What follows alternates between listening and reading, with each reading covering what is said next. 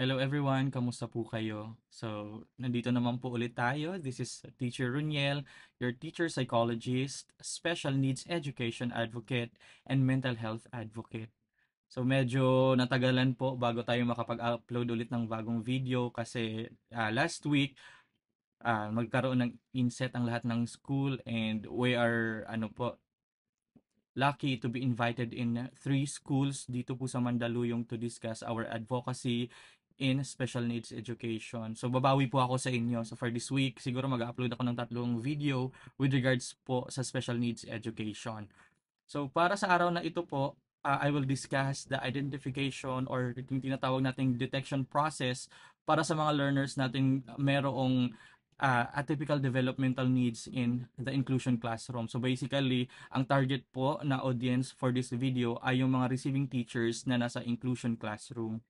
Before we start, we will define first kung ano po ba ang ibig sabihin ng typical developing learners based po sa DepEd Order number 44 na nirelease noong 2021. So sabi po dito mga dear teachers, typical developing learners refers to the learners in general education classes who are at pace in their developmental domains of learning expected of their respected chronological age. So titingnan po natin ngayon dyan mga teachers kung ang mga skills ba ng bata ay appropriate doon sa kanilang age. So, ano naman ang ibig sabihin kapag for example, at the age of 11, ang bata ay hindi pa rin nakakasulat, hindi pa rin nakakapagbasa. Diyan na po papasok ang tinatawag nating atypical developing learners. So sabi po ng ating DepEd Order number 44, this refers to the learners in general education classes who are not, ibig sabihin, hindi po sila at paced in their developmental domains of learning expected of the respected chronological age. Ito po yung umaabot na minsan ng grade 4, grade 5, grade 6, but hindi pa rin po sila nakakapagbasa, hindi pa rin po sila nakakapagsulat, and medyo delayed po ang kanilang understanding on the math concept. So yun po ang definition ng typical developing learners and atypical developing learners based sa ating DepEd Order number 44 series of 2021. With the understanding of the difference between two developing learners, ano nga ba ang sinasabi ng DepEd Order number 44 sa Section 6 or yung tinatawag nating identification and referral process para sa mga learners na atypical? So sabi dito, bilang teacher, we will begin to recognize learners who exhibit atypical needs as compared to their peers in the same chronological age. So we will detect kung sino ba itong mga learner na underperformed or meron silang difficulty with the specific skills na dapat alam na nila on that specific age. Ngayon, kapag nakita na natin yung mga batang yan or we already detect or recognize them, ano po ang gagawin natin? So sabi pa rin po ng DepEd Order number 44, the learners with atypical needs shall be provided with appropriate intervention, and if the interventions are successful, then referral is not needed anymore. So meron po kasi talagang mga manifestations na minsan na-associate natin sa isang learning disorders or difficulty, but without understanding kung ano ba ang cause ng difficulty na yun, hindi natin malalaman kung ano ang appropriate na gagawin sa bata. So, ang sabi dito sa DepEd Order number 44, bago tayo mag-proceed sa referral process, maggagawa muna tayo ng appropriate intervention para malaman natin kung talaga ba ang bata ay mayroong special educational needs. I have here prepared an example ng isang situation na nangyayari sa isang classroom. So halimbawa, in Mr. Resguardo's grade 5 classroom, there is a student named X who experiences delayed development of motor skills required for writing. So despite his best efforts, X struggles to hold the pencil properly and form legible letters and words on paper. During a writing assignment where students are asked to compose a short story, Mr. Risguardo notices that X becomes visibly frustrated and agitated. He struggles to grip the pencil firmly and his handwriting is shaky and difficult to read. So halimbawa kapag may mga ganong incident sa isang classroom, ano ba ang unang ginagawa ng teacher? So 'di ba po gagawa tayo ng anecdotal records. So itong ipinapakita ko sa screen ngayon ay isang halimbawa ng anecdotal records. So hypothetical lang po ang learner na to ha, but this format is used po sa aming school. Ito po yung ginagamit ko every time nagre-record po ako ng incident sa mga estudyante ko. So kung nakikita niyo po diyan, merong description of incident. So dapat nakikita po sa ating anecdotal records kung ano po ba ang difficulty na ipinapakita ng bata as well as the behavior na naa-associate doon sa difficulty. Kasi katulad nung kanina sa kwento ni Learner X, 'di ba? Meron siyang delayed in motor skills development, hence hindi siya nakakapagsulat ng mabuti. And having that characteristic, 'di ba? Ang bata usually na po frustrate kasi nakikita niya ang bilis magsulat ng mga kaklase niya, nakakatapos ng gawain yung mga kaklase niya, pero siya hindi niya nagagawa yung task na yun. So ano ba ang pwedeng mangyari sa bata? Mapo-frustrate po siya. And minsan yung frustration na yan magpo-fall into a motivation. Ang bata hindi na ngayon gagawa kasi nakikita niyang hindi niya naman kayang gawin talaga. So ano po ba ang appropriate na gagawin natin diyan bilang mga teachers? First, i-identify natin ano ba doon sa situation ang mga atypical developmental needs ng bata. So sisimulan natin doon sa mga obvious. Sabi doon, merong atypical developmental needs ang bata sa aspeto ng kanyang motor skills. Kasi 'di ba po, ang batang nasa grade 5, usually ang edad nila ay nasa 10 to 12. Expected na pagdating nila sa grade 5 ngayon, sila ay will develop na pagdating natin sa gross motor skills and fine motor skills. Ito pa, improve writing skills. Babalikan natin yun ngayong development of motor skills. So kung meron kang problema doon sa motor skills, automatically maaapektuhan po ang iyong writing skills at yun po yung problema natin doon sa estudyante. And dahil po doon sa problemang yun, nagkaroon ngayon ng difficulty in displaying interpersonal behavior. Ang bata ngayon ay frustrated na and agitated dahil doon sa difficulty niya. At dahil alam na po natin kung ano ang sitwasyon at ano ang difficulty ng bata, babalikan po natin ang sabi ng DepEd Order number 44. Gagawa tayo ng appropriate intervention. So ano po ba ang pwede nating gawin? So in terms po sa development ng kanyang motor skills, so yung gross and fine motor skills niya, pwede tayong gumamit itong pencil grip.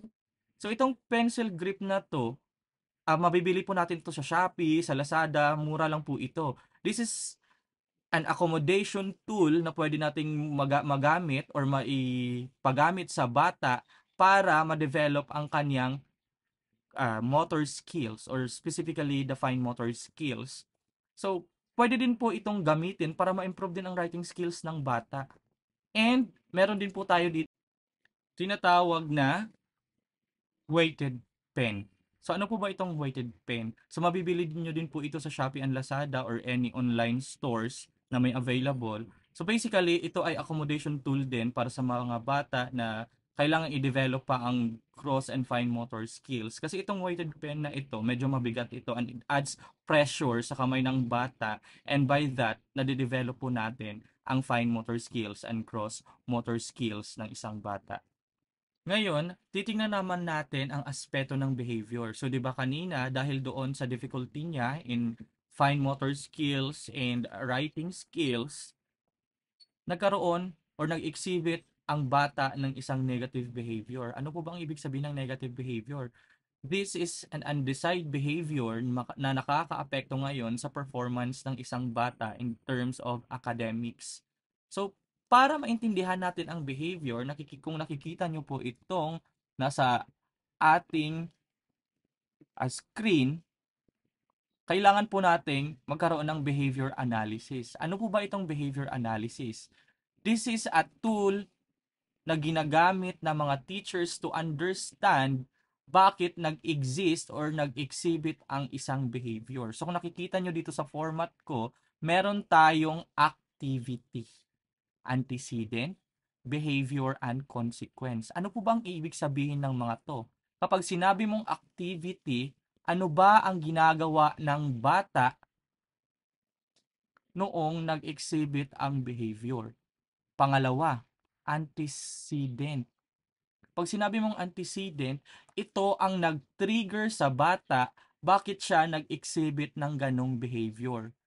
And behavior, o yung mismong ipinakita ng bata at ang consequence, kung ano ang naging resulta ng bata doon sa kanilang ginagawa. So for example, dahil ang activity nila ay writing task at nagmanifest yung behavior na yun, ibig sabihin nagkaroon siya ng struggle to write or even finish or accomplish the task.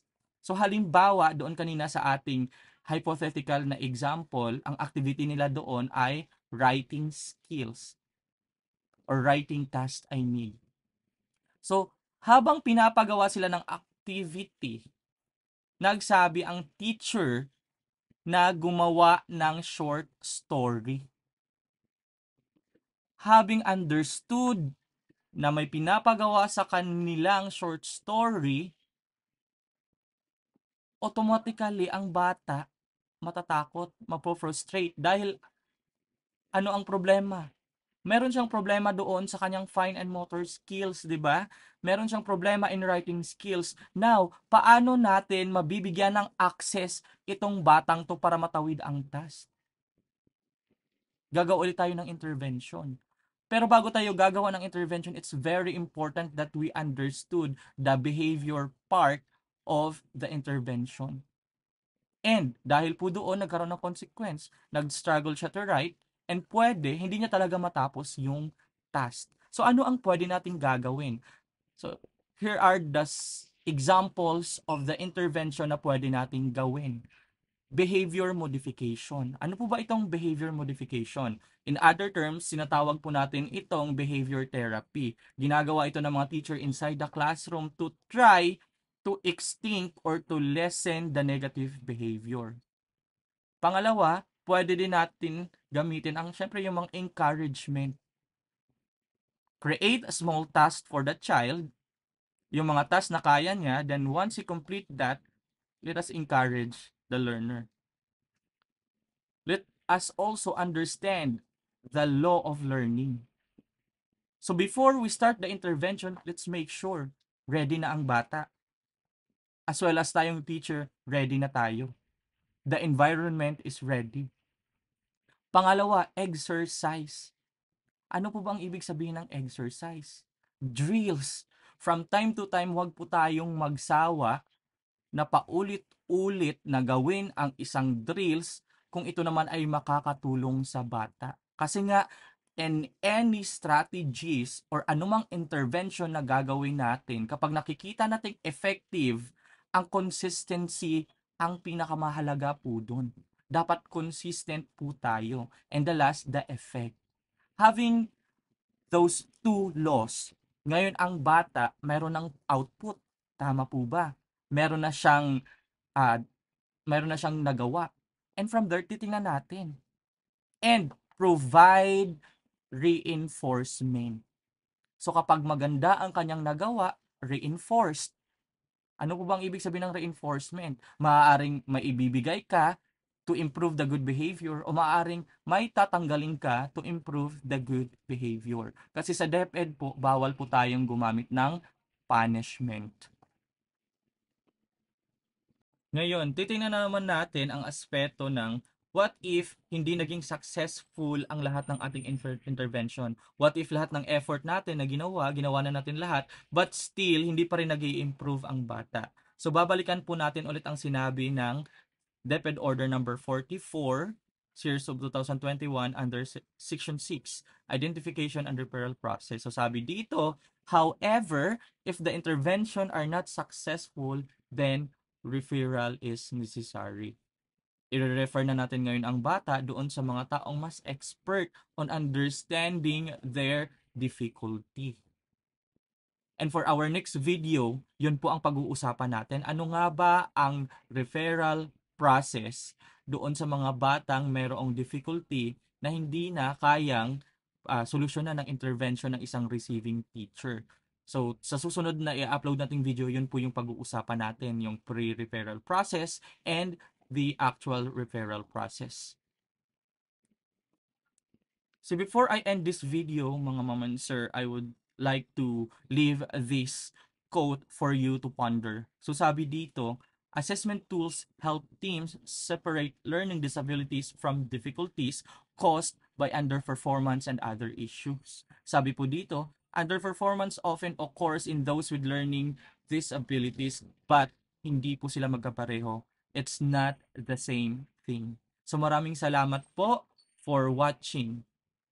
Thank you so much for watching everyone. Sana po may natutuhan po kayo sa akin and sana nakatulong po itong video na to para mas ma-improve pa natin ang ating teaching strategies kapag may nakita tayong mga ganitong mga estudyante na mayroong atypical developing skills. So sana po nakatulong po ito at mag-ingat po tayong lahat.